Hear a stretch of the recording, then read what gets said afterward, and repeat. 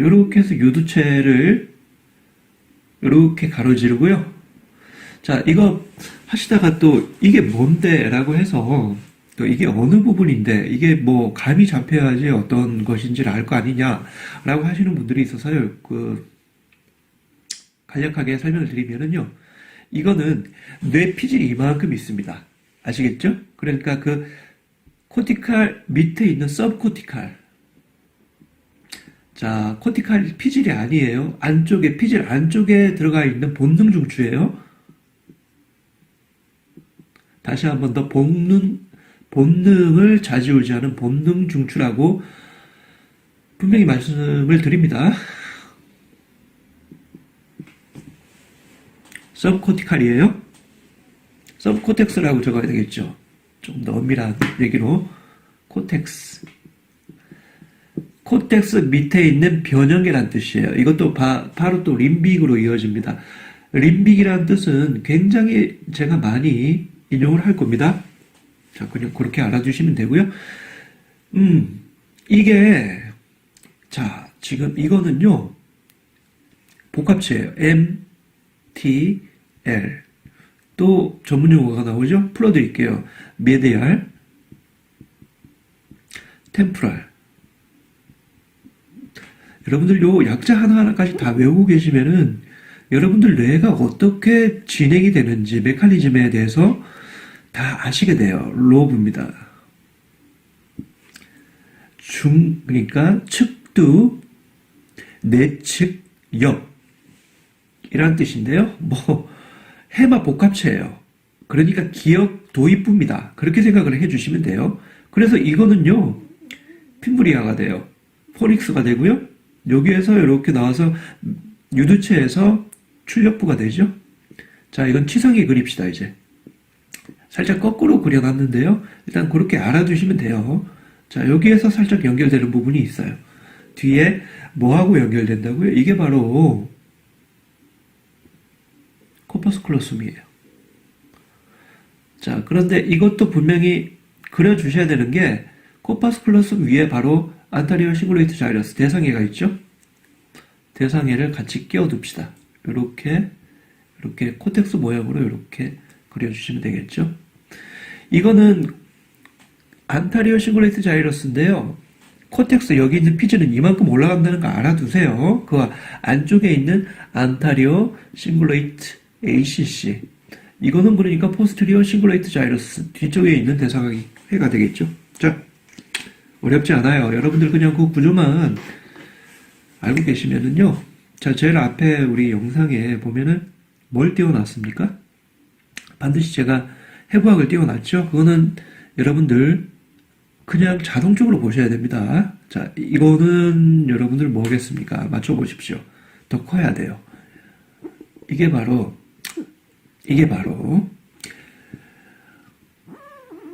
아미그달라입니다.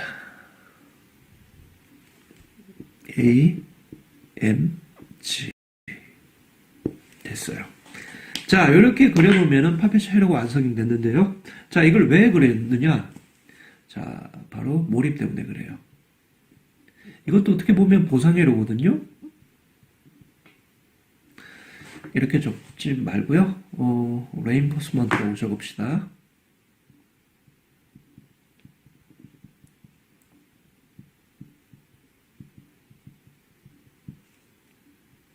보상회로입니다. 됐죠? 자, 뭐가 됐는가 하면은 여러분들한테 여기 있는 플로우 자체를 설명드릴 그 기본 전제 자체가 완성이 됐다는 거예요. 한번 이렇게 해놓고요. 이걸 다 적어 들어갑시다. 지금 여기는요. 덴테이트 자이러스라고 하는 치상입니다. 덴테이트 자이러스. 회란 뜻이죠. 자이러스. 자, 이거를 우리가 흔한 얘기로 D, G 이렇게 읽었습니다. 여기에 뭐가 있는가 하면은 C 빨간색으로 적을까요? 이거는 중요해서 그렇습니다. 자, 몰입을 들어가는 데는 무조건 기억이 있어야 돼요. 그러니까 이거는 지금 제가 적는 이유는 이거는 바로 메모리 때문에 그래요. 기억이 반드시 중재되어야만 몰입으로 갈 수 있는 그 시작점. 그러니까 다시 말씀드릴게요. 출발점 자체가 기억이 없으면 아예 몰입이 되지 않습니다. 그러니까 아는 자체, 지식 자체가 지식이라고도까지 얘기를 하지 맙시다. 단지 알고 있는 어떠한 기억이 있어야 돼요. 아이고, 죄송합니다. 자, 기억을 머금고 타고 들어가는 겁니다. 자, 지금 시간이 너무 많이 걸려갖고요. 여기까지 하고 뒤에 다시 이어서 하겠습니다. 자, 영상을 꼭 봐주세요. 뒤에 있는 영상이 오히려 어떻게 보면은 이 궁극적인 어렵다기보다는 생소한, 우리 팝배츠의 그 기억의 흐름을 타고 들어가는 몰입 단계, 첫 번째 단계를 어렴풋이 가늠이라 할 수 있는 그런 꼭 필요한 영상이기 때문에 그렇습니다. 자, 여기까지 하고요. 자, 우리 다음에 뵐까요? 세 가지 중요한 질문이 있죠. 첫 번째 질문은 나는 누구인가?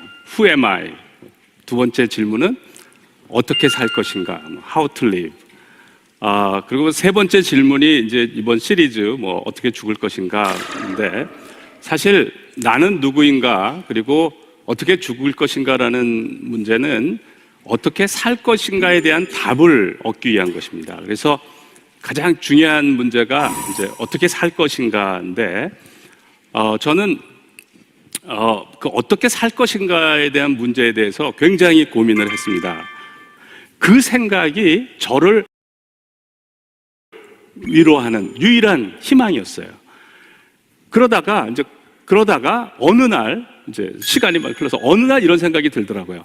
잘못 보낸 하루 다음에는 내일이 있고, 잘못 보낸 한 해 다음에는 내년이 있는데, 다음 해가 있는데, 잘못 보낸 인생 다음엔 다음 인생이 없다라는 생각이 들었어요. 내가 인생을 잘못 보내서 느지막하게 인생을 잘못 보냈다, 정말 후회가 된다, 이러면 저는 그거야말로 가장 비참한 삶이다. 내가 상상할 수 있는 가장 비참한 삶이다. 그것은 죽음보다도 더 무서운 것이다 라는 생각을 했고, 그때부터 어떻게 살아야 죽을 때 후회하지 않을까가 제 삶의 화두가 된 겁니다. 후회라고 하는 것은 내가 무엇을 하느냐의 문제가 아니고 어떻게 하느냐의 문제더라고요. 그러니까 내가 무엇을 하면서 사느냐의 문제가 아니고 어떻게 하면서 사느냐. 그러니까 내가 직업이 무엇건 상관이 없이 그 주어진 일을 어떻게 하면서 살아가느냐.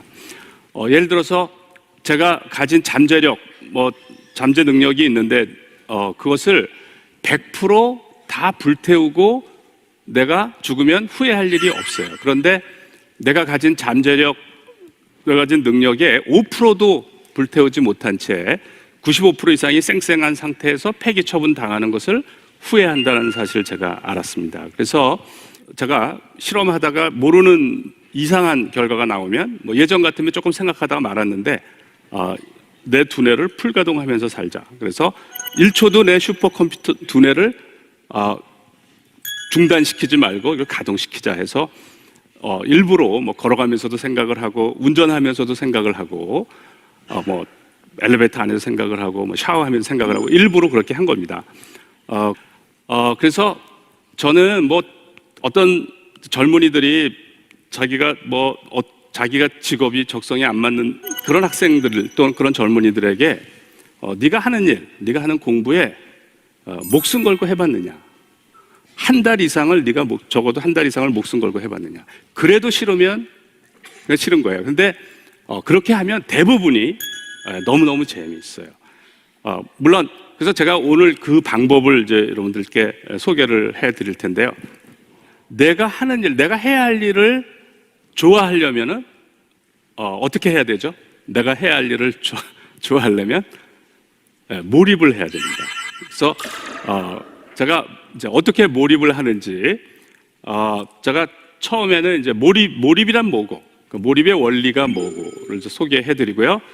두 번째는 이 몰입을 이렇게 우리의 일상생활에서 중요한 문제에 대해서 활용하는 이제 사례를 소개하고, 그 다음에 이제 어떻게 살아야 하는가라는 문제를 다루겠습니다. 그 몰입 이론의 창시자인 칙센미야이 교수가 있어요. 칙센미야이 교수의 몰입하고 제가 또 하는 몰입하고 공통점과 차이점이 있습니다. 그래서 그게 또 어떻게 다른지 한번 보시는 것도 좋을 것 같아요. 이렇게 얼룩말이 사자한테 쫓기면 얼룩말이 몰입을 합니다. 그죠? 몰입을 못하게 되면 어떻게 되죠? 도망갈까 말까 이렇게 갈등을 하면 잡혀 먹혀요. 그러니까 여러분들이 나는 몰입이 안 돼라고 이렇게 말씀하시는 분들은 잘못 말하는 거예요. 왜냐하면 얼룩말도 몰입을 하는데 사람이 왜 몰입을 못 하겠어요. 그죠? 그런데 이런 몰입을 우리가 수동적인 몰입이라고 그러는데 만약에 얼룩말이 달리기가 발달해가지고 절대로 안 잡혀. 그러면 이제 어떤 일이 벌어지냐면 사자가 자기를 쫓지 않으면 삶이 무료해져요. 재미가 없어. 근데 사자한테 쫓길 때는 진짜 생동감이 넘치고 진짜 사는 것 같은 거예요. 그래서 슬슬 사자 우리 옆으로 갑니다. 이렇게.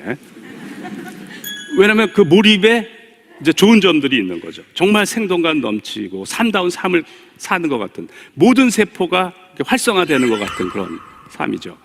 그래서 사람들이 저런 상태를 만들려고 그래요. 어떻게 만드냐면 이렇게 암벽 등산 같은 걸 하는 거죠. 그죠? 저래도 몰입이 되겠죠. 그죠? 그래서 저런 몰입을 위기감으로 유도되는 몰입이라고 그래요. 그러니까 우리는 이게 실제로 목숨이 걸린 중대한 상황에서도 몰입이 되지만 어떤 위기감이 유도가 돼도 몰입이 된다는 거죠. 심지어는 우리가 테니스를 치거나 골프를 칠 때도 몰입이 되죠. 소기의 성과를 이루면 희열을 느끼는데 저때 느끼는 희열은 무엇과도 바꿀 수 없는 그런 희열이죠. 이런 몰입은 우리가 이제 능동적인 몰입이라고 할 수가 있어요. 원래 우리의 모든 기능은, 진화론적인 기능은 생존과 번식을 위한 겁니다. 그죠? 그래서 몰입도 그런 생존을 위해서 있는 건데 중요한 순간에 모든 능력을 발휘할 수 있도록 이렇게 하는 그 기능인데 우리가 그걸 활용한 겁니다. 우리 뇌는 테니스가 뭔지를 모르고 전자오락이 뭔지를 모릅니다. 아이가 전자오락을 하죠. 쉬지 않고 합니다. 1초도 쉬지 않고 열심히 하죠. 그죠? 그러면 그 신호가 이제 뇌로 가는 겁니다. 뇌는 그 신호가 가는데 아이가 실수할 때마다 깜짝깜짝 놀라고 막 혼신을 다해서 하는 거예요. 그죠? 그러면 뇌는 어떻게 판단을 할까요? 아이가 지금 목숨을 건 전투를 하고 있구나. 이렇게 판단을 하는 겁니다. 그래서 몰입을 시켜주는 거예요. 얘가 잘못하면 죽는다고 생각하고. 무슨 얘기냐면 우리 뇌가 지금 하고 있는 일이 목숨이 걸린 만큼 중요하다라고 판단을 하면, 속으면, 그러면 몰입이 유도가 되는 거예요. 그게 몰입의 원리인 거예요. 우리 뇌는 잘 속습니다. 여러분들이 TV 슬픈 드라마를 보시면 눈물을 흘리시죠. 그죠? 그거 속은 거예요. 실제 상황이 아니에요. 그죠? 우리 뇌는 되게 잘 속아요. 우리 뇌는 노력을 하면 이제 우리가 몰입도라는 걸 몰입도를 올릴 수가 있고, 몰입도가 어느 이상 올라가게 되면 행위 자체가 익사이팅하게 됩니다. 이런 몰입도 있는데 우리가 또 다른 몰입도 있어요. 이분 기도를 하고 있는데 몰입하고 있는 것 같습니까? 집중하고 있죠, 적어도. 그죠? 네. 또 근데 다른 몰입하고 달리 이때 이분은 긴장하고 있는 것 같습니까? 이완하고 있는 것 같습니까? 이완 상태에 있는 겁니다. 그래서 우리가 이완된 상태에서 고도의 집중을 할 수가 있다라는 거죠. 특히 정신적인 노동을 할 때, 공부를 할 때 저런 이완된 집중이 훨씬 유리합니다. 그래야 지치질 않아요. 또 다른 몰입은 이렇게 아이가 이제 명상을 하는 거죠. 저 상태도 여러분들 이완되어 있는 것 같습니까? 긴장되어 있는 것 같습니까?